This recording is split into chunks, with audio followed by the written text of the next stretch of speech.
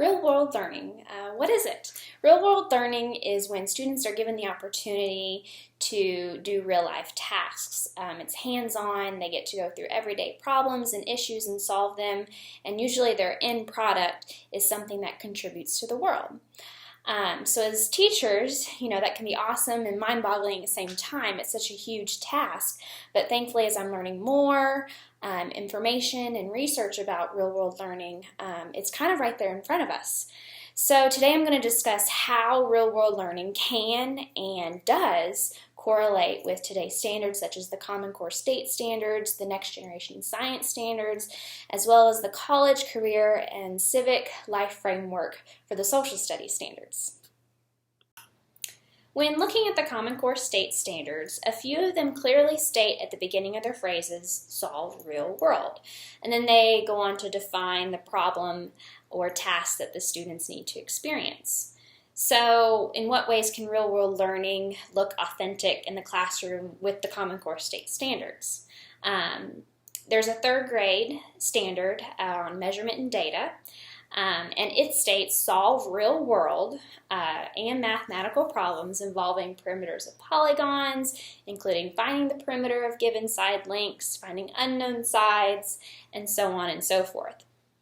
So with this standard, an example that you could start with is students could create their garden, be in charge of it, plant, decide how they want it laid out and things like that, but that's just hitting the surface.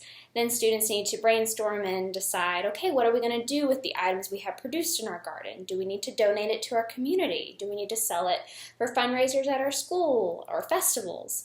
But what would make it even more real world and even more authentic is if the students went through all that process, but with the help of a community member. So the teacher would collaborate with a community member that gardens, plants, does landscaping, has a business in that area, and they could go through the process with the students, teach them the life skills so that the students actually get that real world authentic learning. And then there's the Next Generation Science Standards, and those standards were created and are really, really in-depth and allow students to act like real scientists. These standards focus on the ability for students to think like a scientist, make observations about everyday phenomenon, construct an explanation using scientific evidence, and present their findings and create arguments. So in what ways could real-world learning look like? What could it look like with these next generation science standards?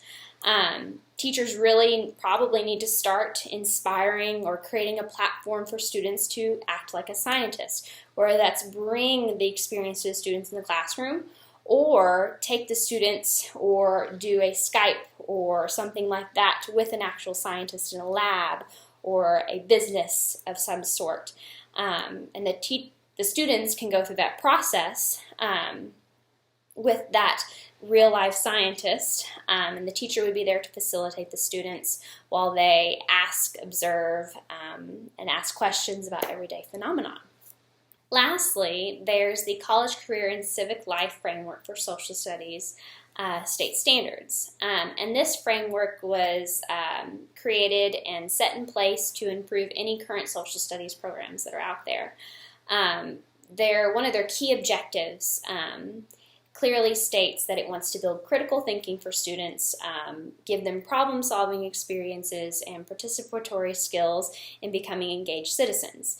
So right there, this framework lends itself to providing the opportunities of real-world learning in the classroom. Teachers just have to facilitate it and take that next step, kind of like what I said at the beginning of this blog. So, real-world learning, does it correlate, does it mesh with today's standards, the Common Core, Next Generation Science Standards, and the College, Career, and Civic Life Framework Social Studies Standards? They do correlate, they do mesh. It's just that educators, such as myself, need to take that next step of implementing it into their lessons and their units. And to make real-world learning more effective, it's all about finding out what works best for you, the students, and of course your entire classroom or school.